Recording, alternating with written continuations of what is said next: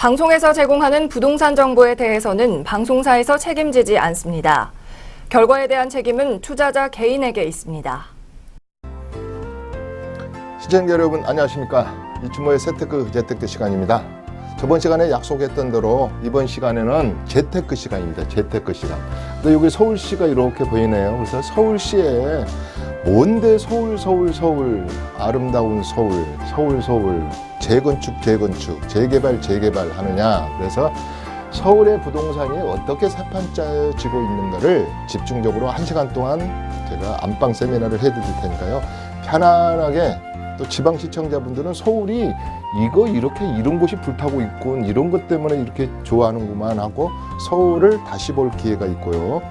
또 저번 시간에 말씀을 내가 한번 드렸는데 서울 촌놈 그럽니다. 그래서 서울에 20년 40년 살아도 강북에 어떤 구가 있는지, 우리가 이게 서울의 동수가요, 법정동까지 하면 500개가 넘고 막 행정동만 해도 400 한 20, 30개 돼요. 그러니까 저 같은 전문가도요, 못 들어본 동이 많아요. 그래서 그 동을 알고자 하는 게 아니고 오늘은 서울을 크게 5개로 나눌 겁니다. 이렇게 서울을 이렇게 서울이에요, 서울.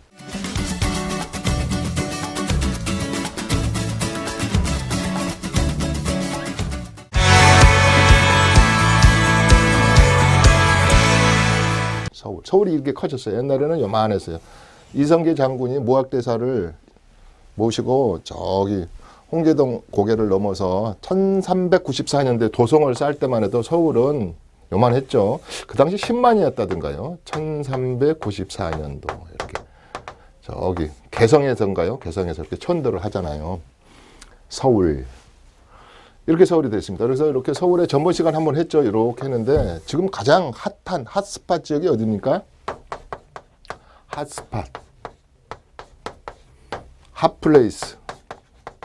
이게 우리가 강남, 사구, 강남, 준강남, 5구 그러는 요 동쪽, 서쪽, 북쪽, 남쪽.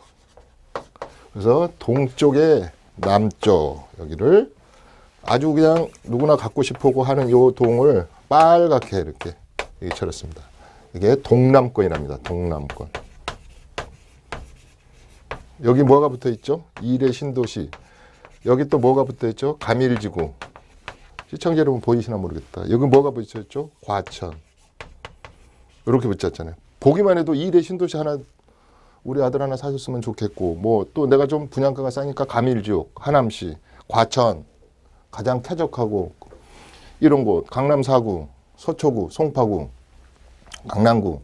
강남의 강남구는요 22개동 정도 돼요. 근데 요새 이제 송파구가 많이 올랐잖아요. 그 다음에 그 우리 강동구까지 이제 많이 가격이 뛰고, 이게 이제 동남권이 이런답니다. 그래서 여기 보면 동남권에 이렇게 재개발 재건축을 해서 도시를 재생시키고 재개발 재건축을 하고 주거 환경 개선 사업을 하고 관리 사업도 내년 2월 9일부터는 많이 바뀌었죠. 그 다음에 가로주택 정비 사업, 빈집 및 소규모 주택 사업도 하고 재개발 사업도 하고, 재개발은 강남은 한 7군데밖에 안 된다 그래요. 그러니까 거의 90%가 재건축 그리고 전부 다 이렇게 소규모 주택 정비 사업이죠. 이것을 강남에 160군데 정도를, 앞으로 이제 더 되겠죠. 지금 이제 추진위원회를 구성했거나, 그 다음에 조합설 인가가 나왔거나, 관리 처분이 물론 난 곳도 있고, 진행 속도가 빠른 곳을 이렇게 좀 한 580군데 정도를 이야기하자는 거거든요. 그래서 120군데가 집중적으로 한다. 그 중에서도 서초구가 아주 뜨겁죠. 방배동이라 할지는 대표적인 게. 그래서 서초구가 52군데. 서초구는 제가 가장 앞으로 핫할 지역이 방배동이다 그래가지고 제가 세미나에서 방배동을 집중적으로 분석해야 됩니다. 14구역, 13구역, 6구역 뭐 이런 거에서부터 소규모 주택 정비 사업, 가로주택 정비 사업에서부터, 왜 그러냐면 강남의 투포, 그러니까 반포, 특히 압구정, 또 우리 여의도, 그 다음에 개포, 음마아파트, 뭐 잠실 5단지 이런 데가 비싸잖아요. 그곳을 못 가실 분들이 좀 낮은 그 진입 비용이 낮은 우선 초반 투자가 적은 곳들이 서초구에 많이 존재하는데 그 중에서도 방배동을 나는 집중적으로 본다 이럽니다. 뭐 제가 방배동 살아서 방배동을 제가 뭐 브리핑한 건 아니고요. 방배동이 저가의 주택이 아직도 잘 찾아보면 좀 있거든요. 그 다음에 이제 그래서 서초구가 52개 정도의 재건축과 재개발을 하고 있다. 그렇게 보시면 돼요.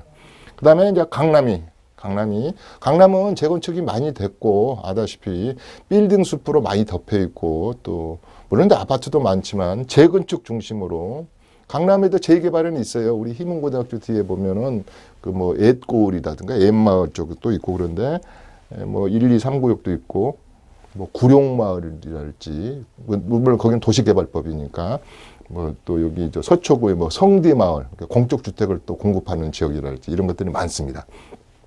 송파가 18군데, 성파가 18군데 정도에서 하고 있고 강동구가 23개. 그래서 120군데 정도가 집중적으로 128군데 정도 될 거예요. 이런 군데가 집중적으로 개발을 지금 진행 중이다 이렇게 보고 있습니다. 그러면 여기서 이 지역이 가장 핫한 지역인데 벌써 이게 핫한 지역 아닙니까?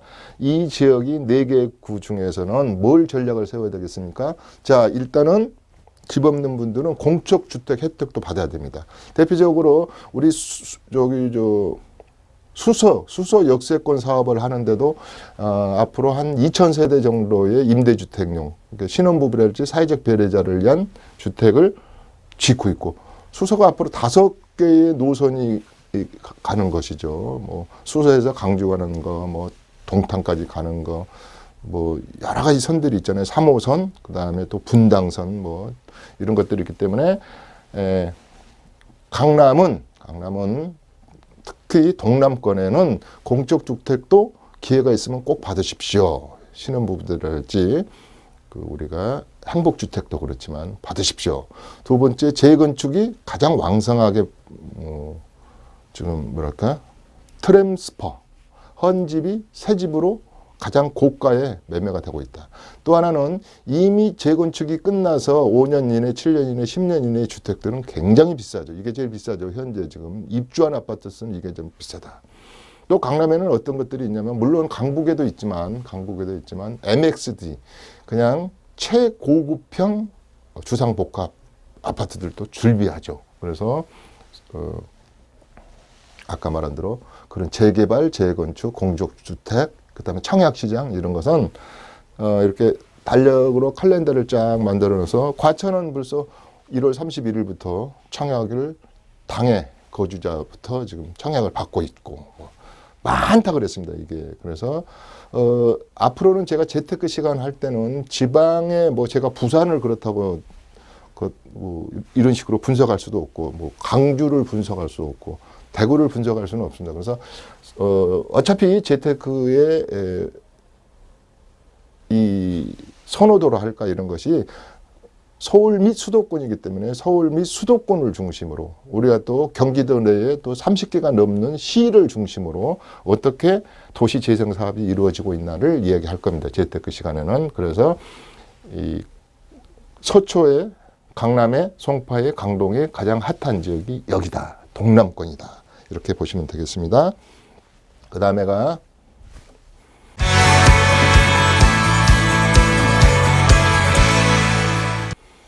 서남권이 나왔네요. 이곳하고 붙어 있는 서남. 요 경계선을 하나, 관악산을 경계선으로 하나 해서 여기 이제 서남이라고 그러죠. 서남. 서쪽의 남, 서남.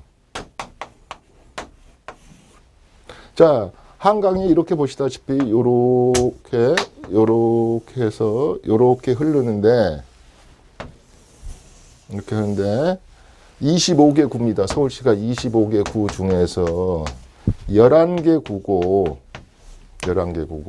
위에가 14개 구인데 여기에 4개를 빼버리면 여기에 7개 구는 재정이 좀 열악하고 서울시의 눈치도 봐야 되고 강남에 사는데 원래 아다시피 그 우리 부동산 역사를 보면 영등포 쪽으로 해가지고 경부고속도로도 만들고 그쪽을 원래 이제 영동이 뭡니까? 영등포의 동쪽 아닙니까? 근데 영등포 쪽으로 그 다음에 이쪽을 키우려고 그랬어요. 또 서울을 저기 증산이나 가재울 쪽 수색 쪽으로 키우려고 그랬거든요. 근데 이 강남 땅이 땅값도 싸고 고속도로도 내야 되니까 땅값도 싸고 수영하기도 좋고 논밭이고 그래서 얼마나 여기도 그 당시 제가 중학교 때 기억하는데 우리 할머님이 여기로 호박밭에 막 호박 따러 갔던 기억이 나고 그래요. 저희 중고등학교 때만 해도 강남은 강남이 아니었죠. 학군도 이동을 안 하고 그랬는데 진짜 강남이 강남 땅이 됐죠. 근데 여기 7개 구가 서남이 아다시피 동작구. 동작구가 뭡니까? 반포구 붙어 있는 동작구인데 길 하나 사이로 집값이 3분의 1이다. 영등포. 나는 우리 강남은 영등포다. 그런데 영등포도 아직도 열악해요. 근데 이제 66군데가 이렇게 재편되고 있죠. 강서구. 이게 다세대 주택도 많고, 근데 강서구는 또 하나의 이제 큰 도시가 세 판이 하나 있죠. 또 마곡지구. 120만 평이라 되는 마곡지구. 마곡지구가, 강서구가 굉장히 앞으로 이제 양천구고 강서구로 굉장히 저는 좋게 보는데, 한강 이남 중에.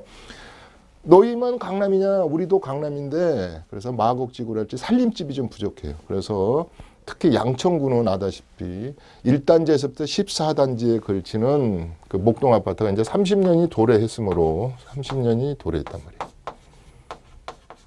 참 저도 이 부동산 시장에 오래 머물렀네요.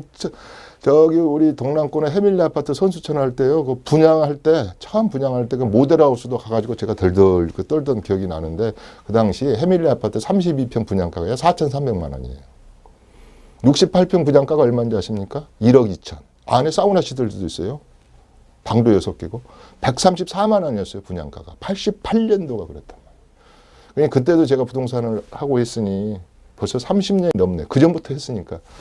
그런 기억이 납니다. 목동도 7단지에 그 추울 때 가서 그 모델하우스 생각이 나는데 벌써 이게 30년이 흘러서 재건축을 한다는군요. 그래서 특별계획구역, 뭐 지구 단위를 이렇게 해서 우리가 압구정동도 그렇지만 그래서 이 지역들이 그동안에 특히 금천구 같은 데는 열악하잖아요. 여기 금천구가 여기 붙어 있는데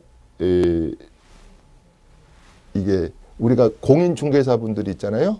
그 업소도 400개, 500개 적어요. 그러니까 가장 좀 쌌었죠. 근데 관악선을 중심으로 재개발되는 곳들이 있거든요. 거기도.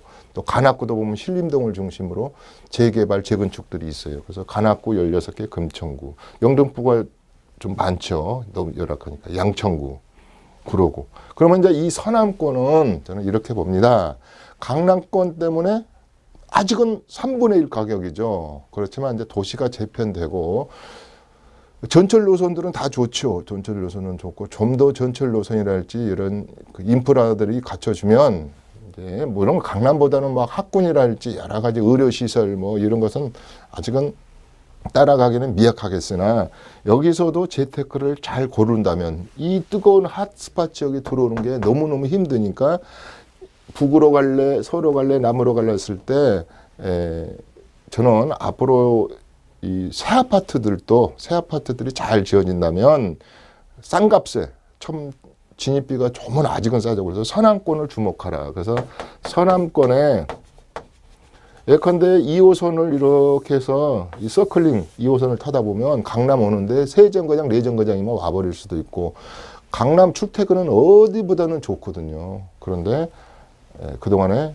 많이 열악했다. 그래서 이 149개나 되는 곳에 149개나 되는 7개의 구를 집중적으로 분석할 필요 있다. 그 중에서도 굳이 한다면 저는 양천구가 앞으로 또 관악구하고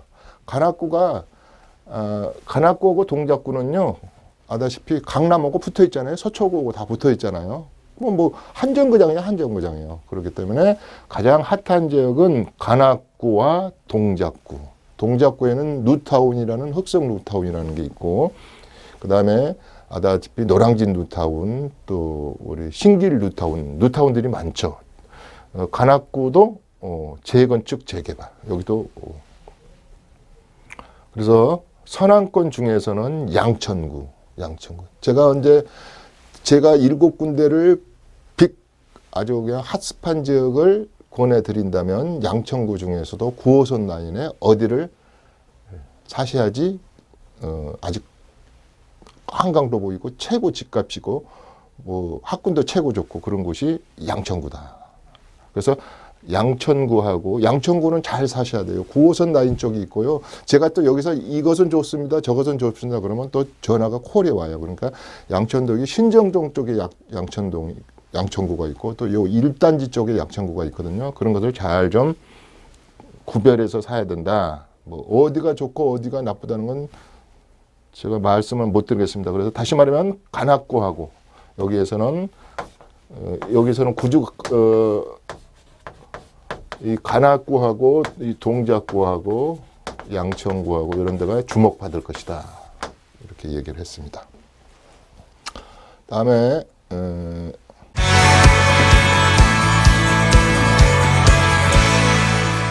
서북권으로 가죠. 서북권이 나옵니다. 서북권. 재밌는 곳이죠. 자, 마포구가 나왔습니다. 마포구가 아다시피 요 한강에 가장 길게 붙어 있는 곳이 이 마포구예요. 이렇게. 여기 당일림 발전소가 여기 정도 되겠네요. 저는 서울에서 한 40년을 넘게 살아서 그런지 아무튼 그 아까 동수는 다 외우지는 못해도 얼마나 제가 많이 다녀봤겠습니까?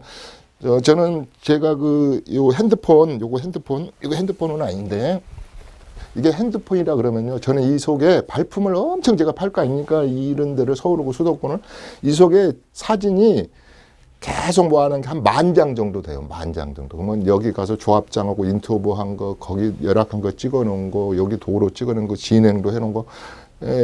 요새는 뭐 받아 적을 필요도 없어. 탁탁탁 사진으로 찍어서 탁탁탁 처리해놓은 게 그러면 탁 제가 마포구를 간다면 마포구를 탁 해가지고 쭉 핸드폰 검색을 해요. 제가 쭉 메모리 해놓은 것을. 그래서 많이 도움이 됩니다. 그래서 이 마포구가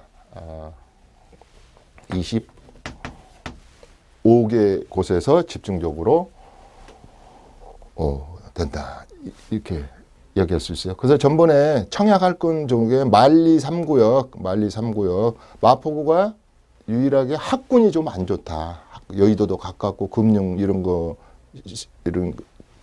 금융 도시하고 여의도가 금융 도시죠. 이런 것도 가깝고 여러 가지 교통도 좋고 또 뭐 9개에서 10개 되는 뭐 종합대학이 있고 그런데 초중고의 학군이 좀 나빴는데 만리 3구역 같은 데는 꼭 청약을 해라 그랬습니다. 거기가 학군도 좋다. 이화여고 뭐 숙문고등학교 뭐 부속고등학교도 있죠. 이화여고 부속고등학교 뭐 이래서 좋다. 그래서 마포구가 이렇게 기다리고 있다. 그래서 과거 2009년도에 어떤 일이 있었냐면 그 잘생기신 오세훈 시장님 계실 때 전략정비구역으로 만들겠다. 그랬어요. 전략정비구역. 그래서 그 당시 성수,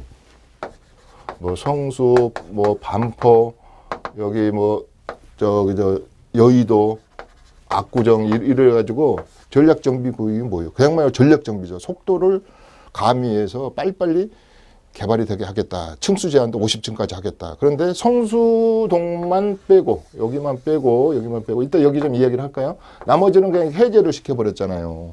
그러니까 성수동이 지금 1구에서부터 4구역까지 특히 4구역 물건은 뭐 지분값이 1억씩 되잖아요. 이따 여기 할 때 이야기를 할까요?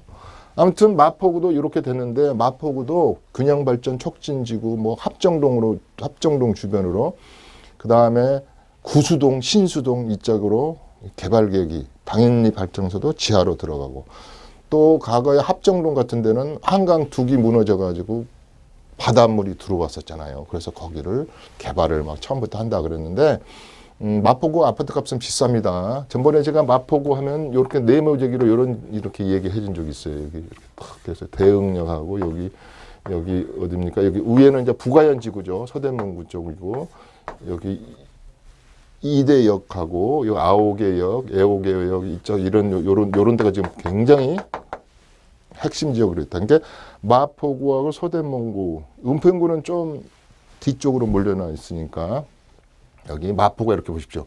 이렇게 길게 붙어 있지 않습니까? 이렇게. 그래서 은평구 근데 핵심은 내가 봐서는 아직도 우리 서북 지역에서는 마포구가 무궁무진하지 않느냐, 여러 가지. 외국인들이 한국 여행 올라 그럴 때 홍대 거리에 그 인벤댄스 문화, 홍대를 모르는 분들이 없어요. 금요일 날 가보면요, 9번 출구가 무너져 버려요. 그냥 젊은이들이 뭐 그렇게 볼 곳이 많은지. 그래서 마포구는 한강변에도 접해 있고 여의도도 가깝고 이래서 앞으로 서대문하고 마포구는 무궁무진하다. 또 서대문의 하나 강점이 뭐죠? 저기하고 가깝거든요. 광화문이랄지 도심하고 가깝잖아요. 그래서 굉장히 두 곳을 주목할 필요가 있다. 이렇게까지만 정리를 하겠습니다. 이 곳은. 다음은 이제 어디로 넘어갈까요?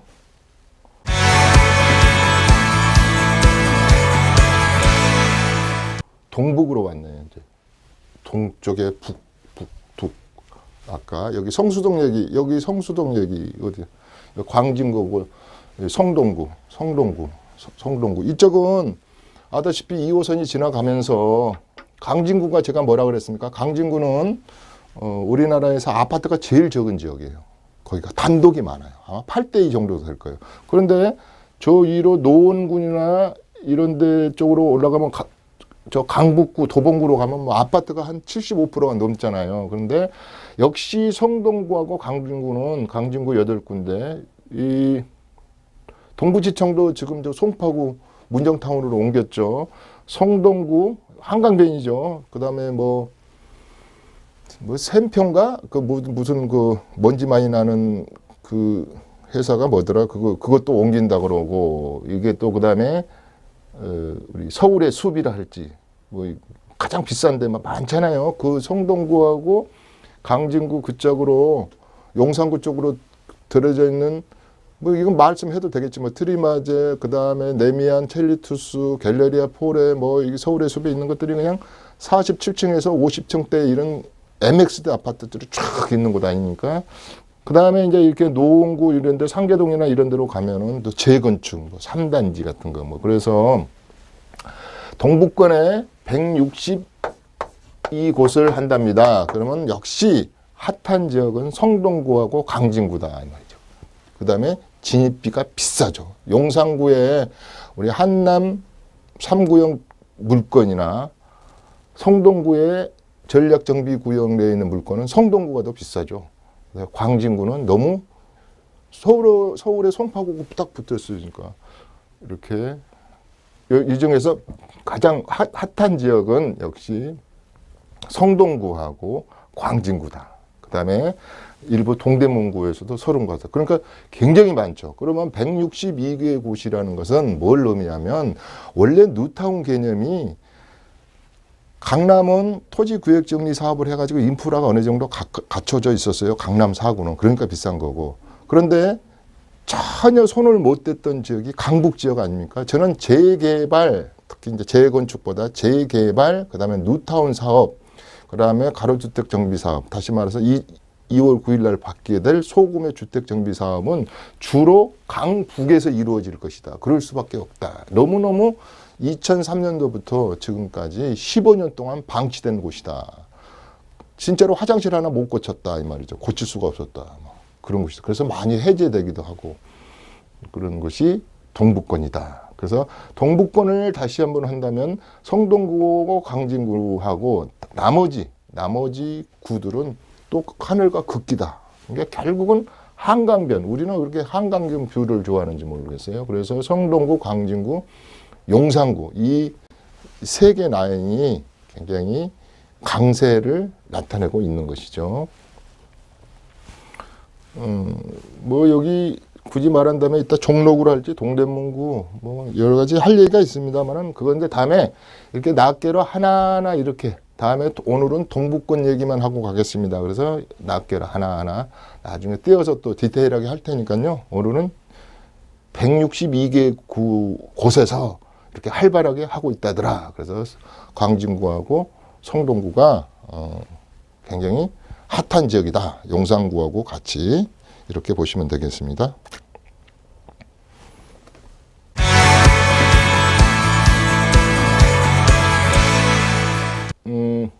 종로구, 용산구, 중구 이렇게 이제 가운데에 있는 거 이렇게. 용산구를 보시면 뭐 여러분들이 뭐 말씀 안 하셔도 이제 100년 만에 어떻게 보면 군사 점령지나 마찬가지였잖아요. 100년 동안 이렇게 돼 있잖아요. 용산구가 딱 서울을 축소시켜 놓은 것 같이 보여요. 딱 용산구가. 그러면 용산구 하면 아다시피 뭐 말이 더 필요하겠어요. 뭐 수많은 우여곡절을 겪었고 수많은 투자에 울고 웃고 또 개발이 됐다더라 중단됐다가 또 시행사가 무너졌다더라 이렇게 해서 이제는 우리 품으로 돌아오는 것 같아요. 용산구가. 용산에는 용산이라는 산이 없다 이런 말을 쓰는데 지금 용산할 때 그 자료를 찾아보니까 그 산이 있긴 있더라고요. 어디냐면 그 숙대 쪽하고 그쪽이 그 산이 이렇게 이쪽에 한강에서 보면 이렇게 좀 높은 부분이 있어요. 그쪽 라인들이 효창 운정당 쪽에 보면 이렇게 산이 좀 높잖아요. 그게 용산이다. 용산구. 그래서 용산구는 큰 그림과 작은 그림이 있을 수 있다. 용산에 큰 그림과 작은 그림. 그러니까 이렇게 용산구가 이렇게 가운데 이렇게 딱 한강을 접하고 있으면 이쪽은 아다시피 한남 뉴타운이 좀 자리 잡고 있고요. 이쪽은 글로벌 국제 비즈니스 사업을 할 그 우리 철도창인가요? 뭐 철도창 그런 곳 쪽으로. 그래서 여기 좀 참 지금 9년 됐는데요. 벌써 안타깝지만 여기 화재 사고 발생했었잖아요. 너무나 안타까워서 그 사고의 현장을 가고 저도 많이 울기도 하고 그랬는데 그 국제 빌딩 주변으로 옛날에 용산역 주변으로 활발하게 용산역 주변에서부터 지금 쭉 옛날에 삼각지 돌아오는 삼각지 쪽으로 지금 과거의 그 미군 구지 미군 대사관은 거기에 남는 것 같아요. 그 킴스 기지라 그러나요? 용산 기지 쪽으로. 그래서 그쪽으로는 그냥 벌써 그냥 뭐라 그러죠? 그냥 빌딩 숲이 쫙 돼 있죠. 그래서 용산은 변할 것이다. 그러나 용산은 쉽게 오래 걸린다는 게 좀 단점이 있겠죠. 그래서 용산의 전체적인 세판적인 모습이 용산구청도 아주 멋있게 지어놨잖아요. 짜여져서 우리 그 센트럴 공원 쪽은 금방 우리 품으로 벌써 올해부터 내년부터 개방하려나 보더요. 이건 품으로 돌아오겠지만 전체적인 개발이 한강변에서부터 아까 동쪽 라인 한남동 뉴타운 쪽의 동쪽 라인과 서쪽 라인에 이게 세판이 짜져지려면 저는 도시가 완성되는 시점은 한 20년 정도면은 굉장히 용산이 우리 강남에 못지않는 핵심 타운이 될 것이다. 근데 좀 오래 걸릴 것 같고요. 중구는 뭐 그렇게 할 얘기가 별로 없죠. 뭐 중구도 많이 보면 자료에 보면은 여기도 한 40 몇 군데가 41 군데인가가 이렇게 지금 용산구 중구에 보면은 41곳이네요. 도시 재생 사업이랄지 여러 가지를 하고 있어요. 그래서 우리가 저기 우리 세미나장에서 답사를 몇 번 내가 갔었는데요. 뭐 재건축이랄지 도시 환경 이런 것들이 많이 이태원동, 보강동, 동빙고동, 뭐 효창동 이런 곳에 많이 진행되고 있다. 여기를 그래서 용산구는 한 41개 구역 정도 한 개다. 그런데 용산구하고 종로구로 가보니까 재밌어요. 종로구로 가면 재개발 재건축 지역이 있는데요. 뭐 사식지구랄지 이런 데 보면 그 문화재를 좀 보호한다고 그래가지고 서울시에서 3군데를 그냥 취소해가지고 조합하고 소송이 붙어가지고 이번에 조합에 한 번 이겼던데요. 조합선을 들어줬더라고요. 그래서 그 신형 1지구 같은 거 있어요. 한 200세대 짓는데 저기 저 평창동 넘어가면은 소규모로 7층 이하로 거기도 재개발. 우리는 아무튼 제가 재테크를 떠났을 때 이런 데를 가보기를 좋아하고 분석하기를 좋아하거든요. 그래서 하여튼 서울은 거의 그냥 많이 해집고 돌아다닙니다. 그래서 다시 도시의 가장 가운데 있는 이 핵심 타운 중에서 41군데 정도가 도시 재생사업, 재개발, 재건축이 이루어지고 있다. 이랬습니다. 뭐 여기서 말하자면 용산구가 가장 핫한 지역일 수밖에 없죠. 그래서 특히 지방 시청자분들은 용산을 좋아해요. 용산을 많이들. 근데 용산은 개인이 투자하기는 굉장히 좀 부담스러움을 느낄 겁니다. 그다음에 좀 오래 걸리지 않나 이런 우려도 됩니다. 제 개인적인 생각입니다.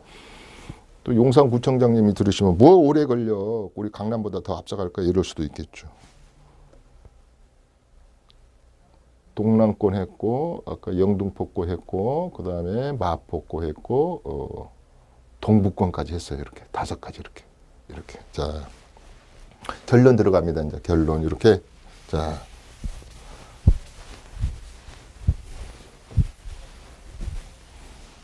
자, 이렇게 보다 보니까 서울시의 25개 구가,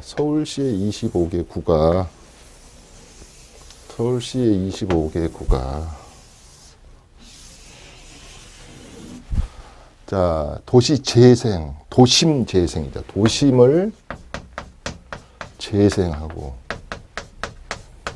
컴팩트 시티도 만들고, 그 다음에 도정법으로, 도시 및 주거 환경 정비법으로 재개발도 하고, 재건축도 하고, 주거 환경 개선 사업도 하고, 관리 사업은 이번에 없어지는 것 같아요.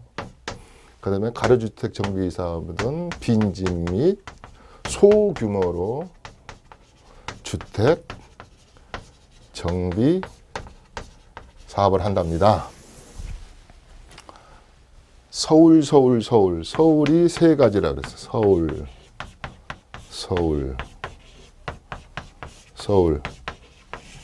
요 서울은 법정동, 행정동으로서 주민등록표에 주소만 있지 푸대접을 받고 집값도 안 하고 열악한 지역이 있습니다. 개선을 해야 되고 관리해야 되고 아직도 연탄 보일러 떼고 소방차가 들어오려면은 불이 나면 뉘어꺼에 있다 물을 싣고 들어오고 이런 데까지는 다 손길이 못 미치겠죠. 그렇지만 우리가 전번에 그 뭐 50조 원을 투자해가지고 1년에 10조 원씩 투자해서 서울을 한번 다시 고쳐서 재생해보자 뭐 이런 얘기도 나오는데, 그 다음에 요 서울 살고 싶고 갖고 싶고 비싼 부러움이 대상인 서울이 있습니다. 그 다음에 나는 서울이야 그래도 가운데 서울, 그래서 이것은 비싼 서울, 집값으로 말하는 겁니다. 비싼 서울, 덜 비싼 서울, 아직은 싼 서울 이렇습니다. 자, 누구나 서울에 살면 이제 서울 밖에 사신 분들, 비서울, 서울로 오고 싶고 서울에서 교육시키고 싶고 서울 사람이라는 소리 들어주고 싶고 이래서 물론 뭐 분당이랄지 과천이랄지 경기도 내에서도 서울보다 훨씬 비싼 곳이 있죠. 그래서 이런 것들을 이제 재편을 하는데 이 녀석도 재편, 비싼 서울도 재편, 가운데 있었던 이 서울도 재편, 이 싼 서울도 재편 그렇습니다. 그렇대 이때는 오늘이 재테크 시간이라 그랬습니다. 재테크 시간. 그렇다면은 내가 5년 후에 7년 후에 또 빠르게는 3년 후에 입주를 목표로 내가 가지고 있는 집을 지방집이든 수도권에 있는 집이든 이 싼 서울에 중간 서울에 있는 집을 팔고 뭔가는 한번 시간을 번다면 내가 3년 4년만 내가 이 집을 팔아서 저 지분을 사놓고 전세살이로 고생을 한다면 나도 이제는 전세 빼서 새로 완전히 트랜스퍼된 새 아파트, 아주 그냥 싱싱한 새 아파트, 모든 컨디션이 아주 새 것인 아파트로 이사 가볼 분들은 분석을 해야 되겠죠. 이제 분석을. 자, 지방 시청자분들께서는 서울에나 집을 애들이 앞으로 대학도 다녀가고 큰애도 둘째도 해줘야 되고 서울을 집을 하나 해줘야 되겠다. 결혼도 또 서울에 남자하고 결혼한다든지 뭐 신부가 서울 사람이단다. 뭐 직장이 또 서울이다. 또 지방에 공시족이 얼마나 많아요. 서울과 수도권에 공무원 한번 돼보겠다고 노량진에서요. 컵밥 먹으면서 그러면 재테크는 해야 되잖아요. 그랬을 때 막연하게 서울시에 지금 아까 만들어 근 600군데가 되는 곳에 이 분석 없이 그냥 어디서 사면 안 되겠잖아요. 분명히 그래서는 안 됩니다. 이 지금 오늘의 재테크의 방송 목적은 이겁니다. 이런 것을 지금 이런 판이 이렇게 서울에서 벌어지고 있으니 어느 똑똑한 녀석을 하나 딱 앞으로 프로그램된 하우스라고 그랬어요. 앞으로 사업 시행 인가가 되고 관리 처분이 되고 내 집이 2층에 올라가고 10층에 올라가고 그다음에 이전 고시가 돼서 입주 날짜를 기다리는 이 4년에서 5년, 3년에서 5년짜리의 프로그램된 주택. 프로그램 속에 있는 주택을 사시는 길밖에 없는데 재테크는 재개발이든 뭐 단독을 사시더라도 그랬을 때 여러분들이 아까 여기 뭐 동북, 동남, 서북, 서남을 4개를 다 살 수는 없잖아요. 4개를. 그러면 한 개 사야 되지 않습니까? 자기 돈에 맞춰서 또 내 시간 타임 스케줄에 맞춰야 되잖아요. 나는 무조건 10년 후에 들어갈 건 그건 아니잖아요. 3년 후에 결혼을 우리 아들 시켜야지. 5년 후에 시켜야지. 또 어떻게 지금 고등학생인데 대학교는 이 집에서 보내야지. 여기서 기숙사 가기가 힘들다니까. 이런 것을 할 때 고르는 지역과 그 돈에 맞춰서 개인 간의 스케줄에 맞춰서 이 600군데나 되는 이곳을 한 곳을 탁 선점합시다 이런 뜻이거든요. 그러니까 지방시청자분이나 우리 서울시청자분들도 마찬가지. 이렇게 많어. 이렇게 이 서울을 4개로 5개로 쪼개놓고 보는데 600군데나 되고 있어. 그러잖아요. 이게요, 강명시, 그 다음에 부천, 부평, 인천까지 하면요, 수도권에 1000군데가 넘습니다. 1000군데가 넘어요. 1000몇 군데더라? 1018군데가. 그것이 2002년, 2003년부터, 저는 이 말을 가감히 하겠습니다. 이 방송을 우리 PD님이 편집을 할지 모르지만요. 집값은 이렇게 가격을 오르게 하는 건 누가 도와줬냐면요. 땅값, 집값은요.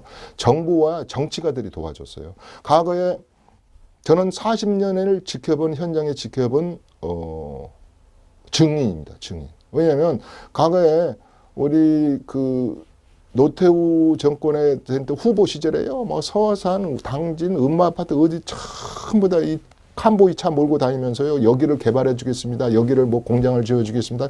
그래서 서해안이 그냥 그렇게 땅값이 올랐잖아요. 자, 2003년으로 가가지고 2006, 7년도에 보궐선거할 때 뉴타운 안 만들어 준다는 곳이 어디 있었습니까? 서울시에 뉴타운 만들어 주겠다고 하신 분들만 전부 다 시의원 되고요. 국회의원 됐어요. 물론 그분들이 뭐 어떤 악의적인 표현이 있었다는 게 아니라 강남의 집값도 이번에 보면 마찬가지입니다. 아니 얼마나 노심초사 우리 문재인 정부에서도 집값을 잡아보겠다고 하겠습니까? 밤낮 안 자고 진짜 그러시겠죠. 그냥 어떻게 보면 하도 걱정을 많이 하시더라고요. TV에서 보면 그냥 피골이 상접하신 분들이 많아요. 그냥 몇 분들이 얼마나 그러나 결국은 역설적으로 다른 데로 불통이 튀어버렸어요. 더 거래량이 강남은 10억 이상짜리 40%가 늘었고 집값이 더 올라버렸고. 그러면 이건 무슨 뜻이냐. 정부에서 잘못했다는 것이 아니고 우리가 예를 든다면 정책이라는 게 그렇습니다. 저는 12분의 대통령이 지금까지 일제강점기를 벗어나서 지금까지 정책의 부동산 정대책을 안 쓰신 분은 없는데 어떻게 됐든 간에 왜 거꾸로 되는 정책만 썼느냐 이 말이에요. 저희는 싱가포르나 독일 같은 데 가보면요. 참 부러워요. 특히 싱가포르 같은 데 주택 정책이나 이런 거. 그래서 저는 감히 바라건대 집값이 많이 오르는 걸 바라지는 않습니다. 우리 국민들이 제발 지금 모아놓은 돈으로 3년 후에도 집을 살 수 있는 거. 근데 지금 돈 3억 모아놓으면 뭐예요? 또 3년 후면 5억으로 가 있어요. 또 3년 후면 5억이 무슨 소리입니까? 8억으로 가 있어요. 강남은 최근에 2, 3억 올랐다는 것은 약과입니다. 약과. 그러니 이게 서로 자괴감이 들죠. 그래서 우리가 이런 표현을 합니다. 우리 큰 비행기 있잖아요. 380을 유럽 쪽에서 만들었잖아요. 근데 보잉사는 적은 걸로 딱 했더니 요새 386 이게 그 큰 비행기에 승객이 없어요. 근데 보잉은 중저가로 갔잖아요. 자, 판을 짤 때 저는 이렇습니다. 대한민국의 부동산 판을 짜는 이 국토부 또 여러 우리 정치에 관계되는 여러 가지 법을 만들고 하시는 분들은 좀 더 디테일하게 짜야 되지 않나 판을. 그냥 오늘 여기 막으려니까 구멍이 저기 뿡 뚫려. 또 저기 막으니까 또 저기로 또 뚫려. 저기 또 지구멍 막으려니까 또 이쪽도 지구멍이 막아야 되고. 그래서 풍선이 어디서 터질지 모르고 또 다른 풍선이 언제 만들어질지를 모르기 때문에 지금 갈팡질팡하고 있습니다. 제가 40년을 바라본 부동산 현장에서 정부는 절대 콩나물값 하나도 통제도 못한다 그랬잖아요. 근데 누가 집값을 통제했느냐? 그놈의 환율이 1997년 8년도에 약 1년 반 동안 집값이 40%를 내려버렸어요. 정책 하나도 안 썼어요. 그러면 그것은 밖으로부터 온 환란일 수도 있고 우리 내부로부터 달러가 없으니까 겪은 환란인데 또 한 번 집값이 출렁들어서 밑으로 곤두박질 친 적이 있어요. 2008년도에 리먼 브라더스가 온 거예요. 그럼 우리하고 정책이 관계없어요. 처음부터 밖으로부터 오는 충격 때문에 집값이 출렁거리고 그랬습니다. 자, 다시 되묻습니다. 앞으로 집값이 대크러쉬, 대폭락이 올 수도 있을 거예요. 그건 왜 그럴까요? 밖으로부터 오는 충격은 우리가 막을 수가 없기 때문이죠. 예측할 수도 없습니다. 그러나 우리가 내부로부터 오는 이 충격은 얼마든지 너무너무 쪼잘스럽게 잔잔하게 그냥 그때 탁상공론식으로 이 판을 짜기 때문에 이제는 내성이 강해져가지고요. 절대 강남의 부자들이랄지 강남에 집을 갖고 하신 분들은 콧방귀나 끼겠습니까? 그래서 공적주택을 100만 원을 만드는 것도 좋지만 또 낡은 주택이 수도관에서 시뻘건 물이 나오는 이런 아파트가 매년 3만 가구씩 증가해서 2020년에는 이것도 100만 호가 더 돌파합니다. 이거 어떻게 할 것이냐 해서부터 여러 가지 정책이 고달프고 힘드시겠지만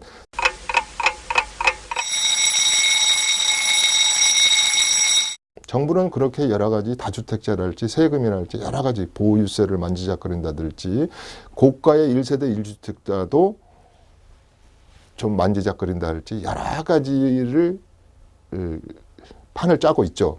그 다음에 또 하나의 판은 공적주택을 우리가 그렇지 않습니까? 우리가 뭐 소득이 뭐 6만 불, 10만 불 우리가 어디 가서 공짜 기름이 펑펑 나오는 나라도 아니어서 공적주택을 보급하는 데는 한계가 있죠. 한계가 있어서 여러 가지 정책을 썼습니다. 정부에서도.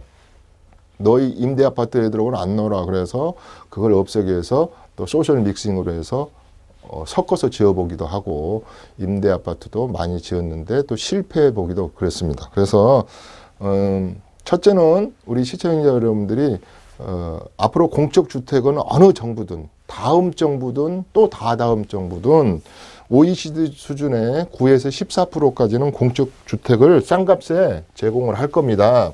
그래서 일단은 제가 4가지만 이야기하고 우리 시청자들 입장에서 오늘 시간을 재테크의 서울 세 번째기를 이야기하고자 합니다. 첫 번째는 어차피 공적주택을 100만 호를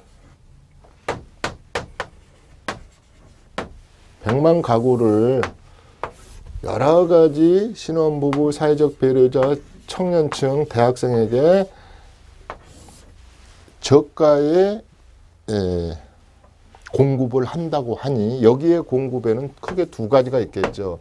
자기 소유로 되는 자기 소유의 개념. 여기 한 21만 가구 정도 되는 것 같더라고요. 그 다음에 임대입니다.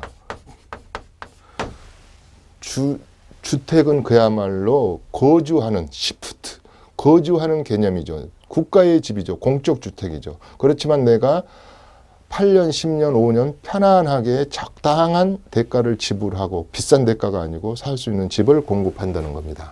자, 이 녀석의 좋은 점은 뭐냐면 그린벨트를 풀든 수서에서도 약 2,000가구가 공급된다 그랬지 않습니까? 그러면 위치가 좋은 거예요. 보금자리 주택이 위치가 얼마나 좋습니까? 숲속에 있고 서울이고. 안 그러면 전부 다 경기도 밖으로 나가서 집을 사야 된다. 그래서 이게 위치는 좋습니다. 그 다음에 그 사람들만의 니그입니다. 그래서 이것을 아름다운 서울에서 어떤 컨디션을 갖추거나 컨디션을 갖추고도 내 컨디션이 모르는 분도 있어요. 그럼 물으시고 공부를 하셔서 이걸 받으십시오. 공적주택. 두 번째, 우리 서울 아름다운 서울에서 그래서 집값을 가장 싸게 받는 것은 아다시피 분양입니다. 분양. 왜? 이 분양에는 누가 편이 큰 덩치 큰 녀석이 하나 있냐면 허그라고 할지 이 정부가 분양가를 갖다가 상한제를 실시한다든지 허그에서 보증을 안 해줘가지고 눌러놨잖아요. 그러니까 이것이 또 풍선이 잘못된 풍선이 지금 보니까 지금 어느 시대인데 아직도 통장을 삽니다. 당첨 가능성이 있는 70점 넘는 통장을 뭐 몇 억에 삽니다 이러고 있어요. 그러면 결국은 또 정부는 그걸 단속해야 되는 거고, 그래서 문제는 이 분양시장, 청약시장에 서울은 미분양이란 말이 없고, 또 하나 분명한 것은 현재의 분양한 아파트는 앞으로 새 아파트이기 때문에 충분히 미래 가치와 내재 가치가 있는 자산이기 때문에 이 아파트는 받아도 돼요. 그러나 또 지방의 시행사분들은 또 혼날지 모르지만 또 지방 같은 데는 옥석을 가려야 되겠죠. 자, 서울은 절대 아까 말한 대로 1년에 3만 가구씩 노후주택이 발생하고 있고, 새 아파트로 트랜스퍼 갈아타려는 분들이 있기 때문에 전세도 요새 새 아파트 들어가려고 그러죠. 그렇기 때문에 이 주택의 개념을 절대 청약시장을 놓치면 안 됩니다. 자, 세 번째는 결국은 집을 살 때 당신 단독에서 살 거야? 불판은 단독에서 살 거야? 아니면 다세대에서 살 거야? 아니면 우리가 흔히 말해서 소형 아파트든 대형 아파트든 아파트에 살 거야. 이러면 이거 분양을 어떻게 하냐? 100대 1, 200대 1이니 녹도라면서 이것은 나는 남의 집에서 살 것도 아니고, 나는 사회적 약자도 아니고 신혼부부도 아니야. 나는 여기 대상자도 아니야. 나는 여기도 안 돼. 그러면 이거밖에 없잖아요. 집을 옮기는. 두 가지 방법이죠. 내가 이 집에서 평생 살 것인가 하고, 헌집에서, 작은 집에서, 오래된 집에서. 그렇지만 이렇게 재테크를 개념으로 생각해서 이렇게 한번 움직여 볼 것인가. 오늘은 이 얘기를 한 거잖아요. 이 얘기를. 이것은요, 시청자 여러분들이 이런 말을 할 수 있어요. 공부를 안 하고 용기를 안 가지면 할 수가 없어요. 그러니까 생각만 100g이야. 근데 행동은 1g이야.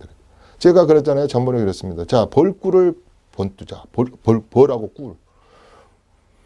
벌은 1g의 꿀을 따기 위해서요, 이 꽃 저 꽃을 수만 번을 왔다 갔다 하잖아요.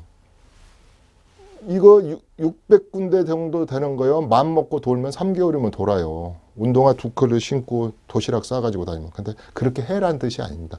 여기서 다 전문가들이 추격시켜줘요. 600개를요, 60개로 추격시켜주고요. 600개를 6개로 추격시켜서 한 곳으로 이렇게. 그럼 대안은 있어야죠. 오지선다요. 한 곳이 또 틀릴 수도 있으니까. 이런 5군데 정도로. 저는 꼭 5군데를 추천을 하거든요. 요거에 맞춰서, 돈에 맞춰서, 개인 스케줄에 맞춰서, 개인 희망사항에 맞춰서, 개인이 원하는 평수에 맞춰서, 개인이 살고 싶은 동, 25개 구 중에서 어떤 분은 절대도 북쪽으로 안 간다 그러는 분이 있고, 또 북쪽에 사신 분들은 아이고 나 남쪽으로 절대 안 내려가는 분들 있고, 그래서 여러 가지 구도 맞춰야 되고, 어느 구에 어디를 할 것인가. 이렇게 해서 재테크는 여기에 숨어 있는 것 같습니다. 제일 4번 요거 하고 끝내겠습니다.